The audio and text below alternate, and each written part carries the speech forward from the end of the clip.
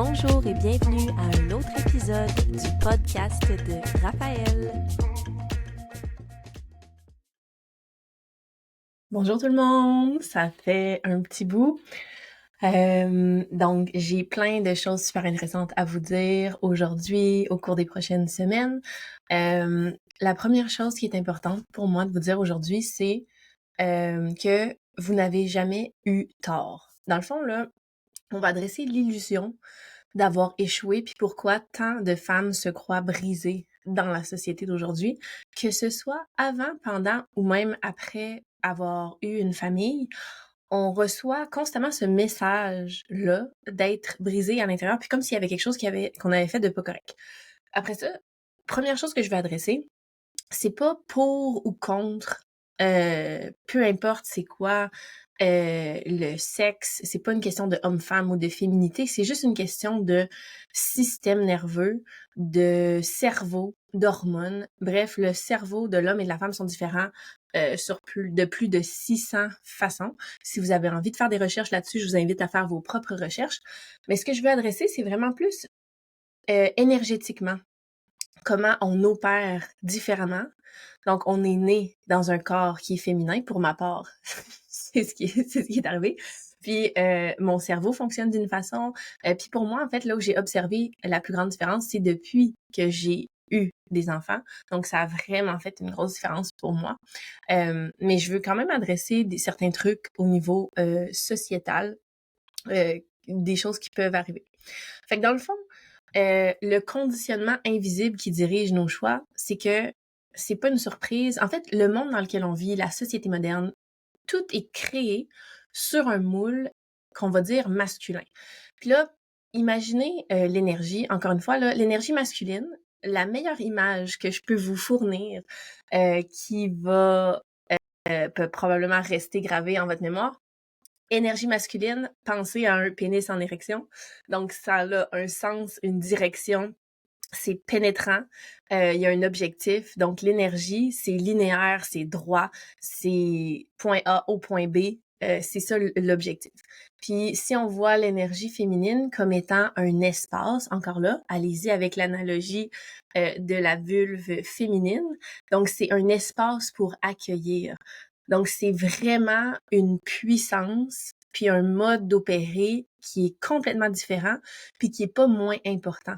Donc, la puissance de l'énergie féminine ou du leadership féminin, ça va être de créer l'espace pour laisser les choses arriver et non pas de les pénétrer pour les forcer à arriver. Il y a vraiment une énergie différente là-dedans.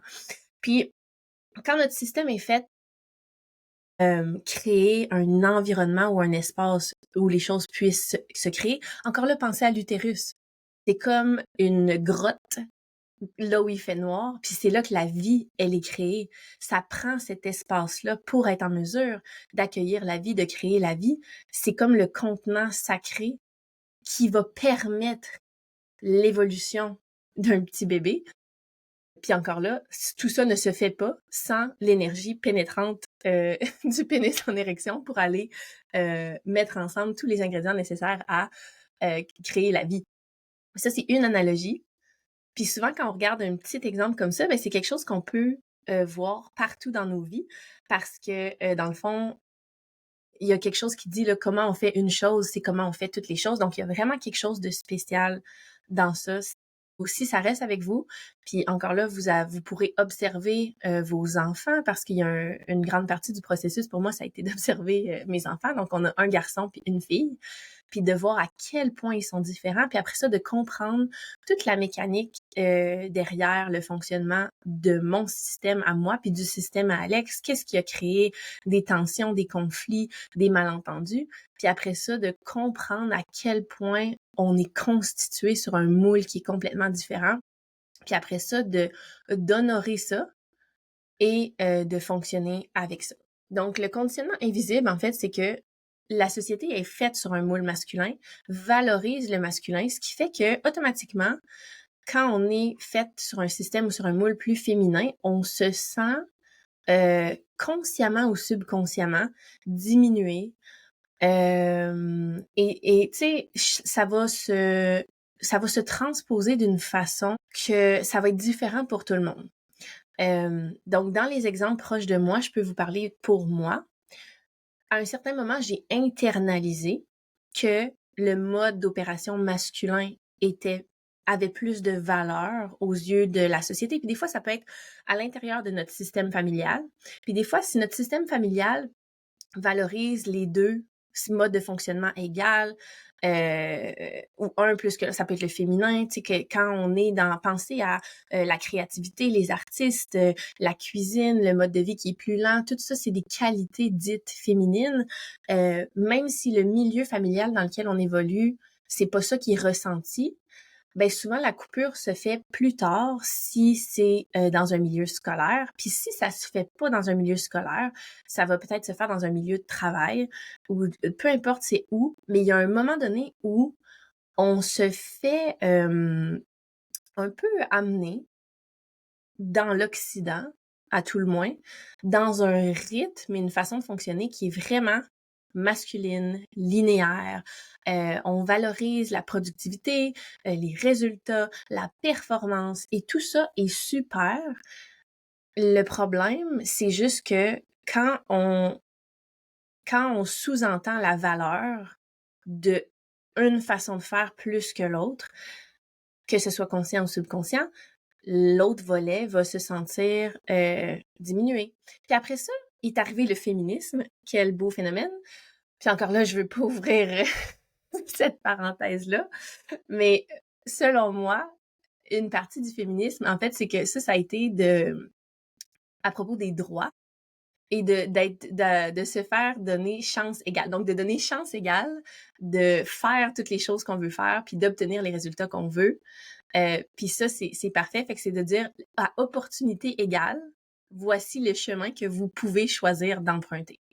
Après ça, selon moi, ce mode de fonctionnement-là, c'est la première étape pour, après ça, revenir équilibrer vraiment l'échelle de valeur. C'est-à-dire que pour moi, la réelle différence va se faire quand on va valoriser le fait de devenir une maman. On va valoriser les émotions, l'intuition, la créativité, la douceur. On va valoriser la maman qui élève 1 ou 2 ou 3 ou 4 enfants, autant qu'on va valoriser la femme ou l'homme qui va créer un empire de plusieurs millions de dollars ou qui va performer dans un sport quelconque ou qui va avoir un impact dans la vie des gens, être rassembleur, faire des changements, de l'activisme ou peu importe ce que vous voulez, c'est que, encore là, on mesure un résultat selon un impact qui est monnayable, mesurable, puis c'est normal, c'est concret, c'est ce qu'on connaît le plus, c'est ce qui est le plus facile à observer et il y a rien de tout ça qui serait possible. Dans le fond, il y a aucun être humain qui est venu sur la Terre sans passer par le corps d'une femme. Et ce travail-là, il est sacré et c'est comme si on le balayait en dessous du tapis, comme si de rien n'était. Tout ça pour dire que ce soit, moi, dans mon cas, ça a été devenir une maman, mais que ce soit ça pour vous ou que ce soit autre chose qui vous permet de connecter avec cette facette-là de la vie, de ralentir, de sentir à quel point il y a un clash, en fait, c'est que quand on se permet de vraiment se déposer dans cette énergie-là et de connecter avec les enfants qui naissent connectés à ça, que ce soit un gars ou une fille, c'est là que, pour moi, j'ai pris conscience du conditionnement versus l'état naturel. Parce que mon approche dans la maternité, ça a été vraiment de faire confiance à mes enfants. J'ai dit, il n'y a personne de mieux placé que mon enfant pour savoir ce que mon enfant a besoin. Lui, il me le communique. Puis c'est ma job de décoder puis d'interpréter ce que lui veut me communiquer pour répondre à son besoin du mieux que je peux.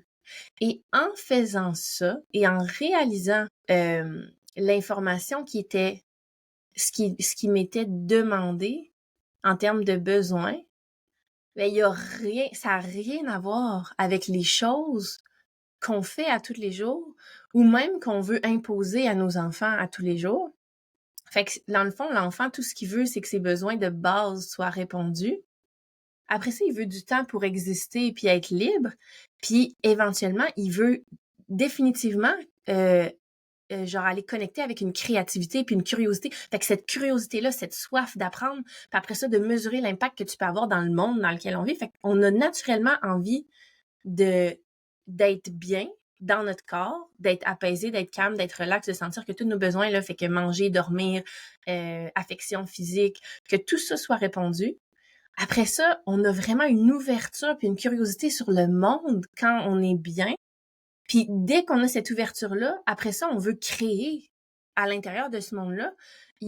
Puis évidemment, tout est paradoxal. Il y a tout cet équilibre-là entre la création, la destruction, tout ce qu'on veut. Ça prend un peu des deux dans la nature, encore une fois. Il y a des tsunamis, il y a du chaos, il y a des feux de forêt. Tout ça fait partie de l'expérience humaine. Donc, c'est l'équilibre entre la création et la destruction. C'est dans les relations, c'est l'équilibre entre être ensemble puis être séparés. Tout ça est paradoxal. Puis c'est toute cette partie-là, en fait, c'est comme ça qui est demandé de nous en ce moment, d'intégrer toute cette partie-là, qui est comme un peu dark, chaotique, non linéaire, et de l'intégrer avec qu'est-ce qu'on dit qui est comme lumineux, acceptable, formant, beau, et tout ça, et d'être capable de voir encore là que un n'a pas plus de valeur que l'autre.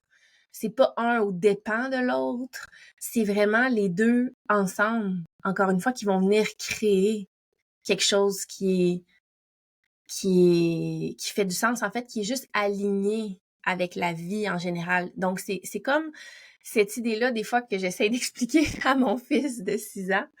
C'est comme si, en tant qu'être humain, on est comme sur la Terre, mais c'est comme si on était dessus, au lieu d'être dedans puis faire partie intégrante, ou c'est comme s'il y a une partie de nous qui avait oublié qu'on faisait partie intégrante du truc.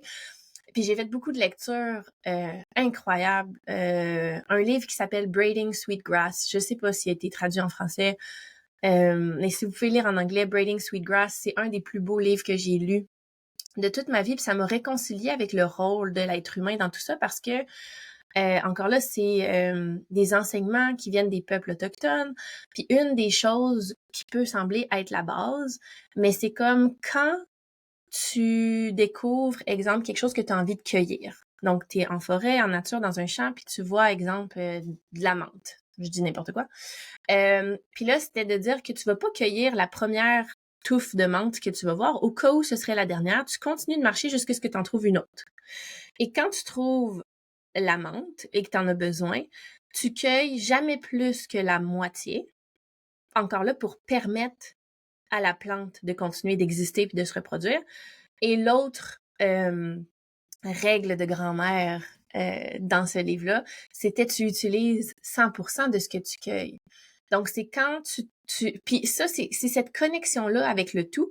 Et ce qui était beau dans le livre, en fait, c'est que il y avait la notion d'avoir fait des expériences parce que là, la fille, c'est une prof, je pense, pas en biologie ou en herboristerie, quelque chose, je me souviens plus, mais une scientifique quelconque. Puis dans le fond, elle voulait amener ces connaissances-là des peuples autochtones dans la science puis l'université parce que c'était une prof à l'université puis elle faisait faire toutes sortes de travaux à ses élèves. Et là, de vouloir que la science appuie les règles non écrites des grands-mères. Et c'était comme, c'est à propos de ça, là, le sweetgrass, que je sais même pas c'est quoi le terme en français que je vais découvrir, je vais aller le chercher après. Mais bref, ils ont étudié 3 talus de plantes, si on veut. Donc, il y en avait un qu'on laissait complètement à lui-même et qu'on ne cueillait pas. L'autre qu'on cueillait à 50% et un autre qu'on cueillait à 100%, qu'on rasait à chaque fois qu'on voulait faire une récolte. Et, encore une fois, je vous vends le punch, et la plante qui se portait le mieux, c'était celle qui était cueillie, récoltée à 50%.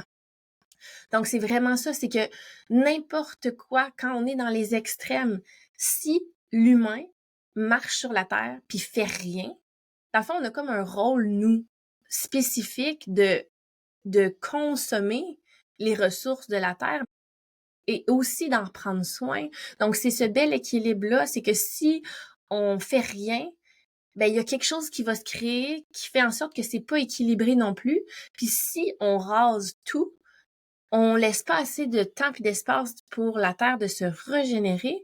Mais quand on utilise, on prend soin de, encore là, de récolter la moitié de ce qui est disponible et utiliser 100% de ce qu'on a récolté, ben en fait, c'est que c'est gagnant-gagnant parce que de cette façon-là, la plante se régénère, se reproduit à l'infini, puis toi, tu manques de rien. C'est comme le cycle de l'abondance, puis c'est un peu cette espèce de... C'est ça qu'on a comme perdu en quelque part, puis c'est correct en fait, c'est que un peu comme c'est le cas dans la croissance personnelle, c'est que des fois, il faut vivre un peu le retour du balancier ou la pendule. C'est comme quelqu'un qui a jamais eu de limite de toute sa vie va aller mettre plein de limites extrêmes pendant un certain temps jusqu'à trouver un petit peu le milieu, d'être capable de mettre une limite connectée.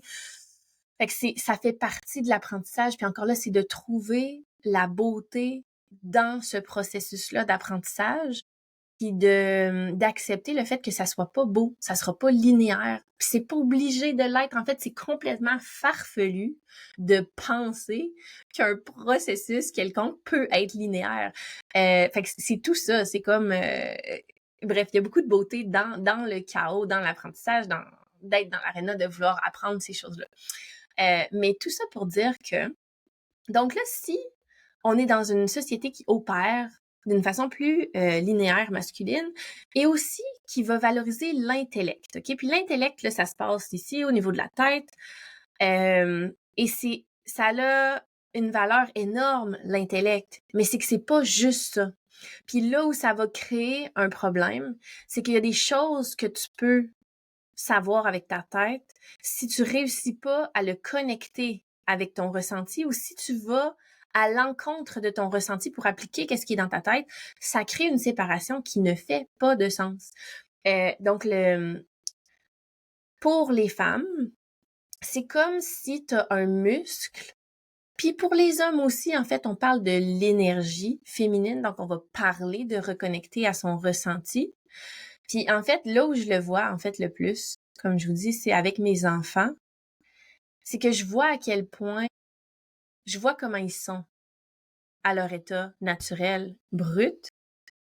Puis dans le fond, c'est ce que je veux préserver chez eux. Puis quand je vois la différence entre mon fils et la plupart des hommes modernes, je vois un clash. Et quand je vois la différence entre ma fille et la majorité des femmes modernes, il y a un clash. Alors, au lieu de me dire que mon enfant a besoin de s'adapter à la société, j'ai juste comme viré les choses à l'envers pour dire comment est-ce que moi, je peux connecter à comment lui, il est à son état brut. Puis de cette façon-là, les enfants sont très connectés avec leurs ressentis. Donc, ça a été pour moi un indicateur qu'il y avait peut-être quelque chose à aller chercher là. Très connectés à leur corps, très connectés à leurs ressentis, jusqu'à ce que souvent, malheureusement, nous, les adultes, ou la société, on les déconnecte complètement de leurs ressentis. Mais tu sais, les règles de base chez nous, c'est quand t'as faim, tu manges, quand t'as soif, tu bois, quand t'es fatigué, tu dors. Et tout le reste des besoins sont toujours les bienvenus d'être nommés, mais c'est comme la base. Puis penser à ça, juste la base, souvent, on déconnecte l'enfant de son corps puis de son ressenti dès bébé, là. Toutes les histoires de... Puis encore là, je condamne personne. Vous avez le droit à votre façon de faire. Justement, la société moderne fait en sorte que le parent, pour survivre, va faire du mieux qu'il peut pour adapter sa réalité avec la réalité de l'enfant. C'est juste que souvent, il y a un prix à payer. Donc, chacun fait sa façon. Mais je fais juste que... En fait, ce que je veux adresser, c'est que c'est inconscient. Puis après ça, c'est ça qu'on fait quand on est en mode survie. Mais je vous donne un petit indice que de reconnecter avec le ressenti, c'est vraiment le centre de votre pouvoir. Puis en fait, c'est que justement, quand il y a un écart entre ce qu'on ressent puis ce qu'on pense, ou ce qu'on ressent puis ce qu'on fait dans la vie de tous les jours, ça va créer cette espèce de conflit-là puis cette guerre intérieure-là qui va avoir des répercussions sur notre vie puis notre état physique, émotionnel, mental, tout ce qu'on veut. Fait que c'est juste encore là de vraiment reconnecter avec ça puis d'être curieux. Puis ce qui va permettre après ça de créer une vie alignée avec qui on est vraiment parce que ouais, c'est cette espèce de clash-là entre les deux qui va créer du chaos parce que c'est comme pas en harmonie. Fait que c'est vraiment quelque chose à observer. Puis une fois qu'on en prend conscience, encore là, c'est pas un processus, c'est quelque chose qui est simple, mais qui est pas facile. Puis c'est juste encore là de la pratique, c'est de la pratique, c'est de la pratique, mais homme comme femme, juste de connecter avec notre ressenti, avec nos sensations, avec nos émotions. Puis après ça, parce que c'est comme si habituellement on décide avec notre tête ce qu'on devrait ressentir ou l'état de la gravité de la situation. Tu sais, même enfant, là, c'est comme si tu te cognes, puis là, si ça saigne pas, ça fait pas mal, puis si ça saigne, ça fait plus mal. Mais ça, c'est l'idée avec notre tête que quand ça saigne, ça devrait faire plus mal que ça. En fait, c'est comme un mode d'opération qui est vraiment du haut vers le bas, de je décide quelle est l'ampleur de la réaction ou de la sensation qui est acceptable selon la situation que j'analyse avec mon cerveau. Versus, au lieu d'aller vers le haut, vers le bas, si c'est du bas vers le haut, c'est vraiment d'accueillir l'émotion puis la sensation. Puis c'est là qu'on comprend qu'un enfant, si exemple, il échappe son biscuit par terre puis il s'effondre en larmes, surtout à 2 ans, comme Charlize. Mais là, elle a 2 ans et demi, presque 3, fait que c'est comme la phase qu'on dit du terrible two que moi personnellement je vis pas comme étant un terrible two, mais bref, l'affirmation de soi puis l'intensité des émotions puis d'avoir besoin de se co-réguler. Mais ouais, c'est pour eux, c'est l'intensité de l'émotion qui a envie de sortir de leur corps et ils vont le sortir puis ils vont bouger d'une façon, c'est ça la crise du bacon, c'est comme j'ai tellement une sensation intense dans mon corps puis j'ai besoin de la libérer. Puis après ça, c'est fini. Ben encore là, c'est qu'on n'a pas à décider avec notre tête à quel point la sensation elle est raisonnable ou déraisonnable. En fait, c'est qu'on n'a rien à juger de ça. C'est un peu comme, je sais pas moi. En plus, on le fait souvent avec la météo, avec une vague ou une fleur, tu sais, de juger est-ce que c'est assez gros, est-ce que c'est assez beau, est-ce qu'il fait assez soleil aujourd'hui pour pouvoir faire X, Y, Z, versus de comme être dans l'expérience puis faire en sorte que ça veut rien dire en fait. C'est qu'on a le réflexe de vouloir que ça de dire que le moment va être gâché s'il pleut, donc j'y vais pas, ou en tout cas. Fait qu'il y a moyen encore là de s'adapter puis de prévoir un peu comment on peut être bien dans toutes les circonstances, mais c'est que quand on décide comment ça va se passer avec notre tête, on est comme plus en mode adaptation. Fait que en fait, c'est ça, ça va créer une énorme frustration parce que c'est comme, j'ai décidé que ça devrait être comme ça. Puis là, l'autre volet qui vient, c'est que c'est d'une façon différente. Et là, entre le conflit de dire ça devrait être comme ça, mais là, c'est comme ça, puis qu'est-ce que j'ai fait de pas correct? Et là, ça revient à c'est ça qui fait le sentiment d'être brisé. Et là, je vous fais comme la conclusion de tout ça, c'est que si on part sur le fait que les choses devraient être linéaires, devraient être productives, devraient être monnayable, devrait être organisé, devrait être propre, devrait être esthétique, devrait être si. Puis que là, à un moment donné, t'arrives dans ta vie que tu te sens là désorganisé, chaotique, complètement, c'est pas ça. En fait, c'est que justement, la vie, la nature, il y a rien qui est linéaire dans la nature. Mais bref, là, tu as une expérience à l'intérieur de toi où tu te sens là complètement chaotique. Et tout de suite, ça devrait être organisé et linéaire. Je me sens chaotique, sale, tu sais, genre, je sais pas comment exprimer, mais pas en contrôle, désorganisé. Et là, de dire, ça devrait pas être comme ça, ça devrait pas être comme ça, ça devrait pas être comme ça, versus si on connecte avec qu'est-ce que le ressenti a envie d'exprimer à travers nous, des fois, ça fait juste nous pointer. J'ai quelque chose que j'aurais besoin. J'ai besoin d'aide, j'ai besoin de support, j'aurais besoin de temps pour moi, j'aurais besoin de bouger mon corps, j'aurais besoin de quelqu'un pour m'écouter, j'ai un trop-plein.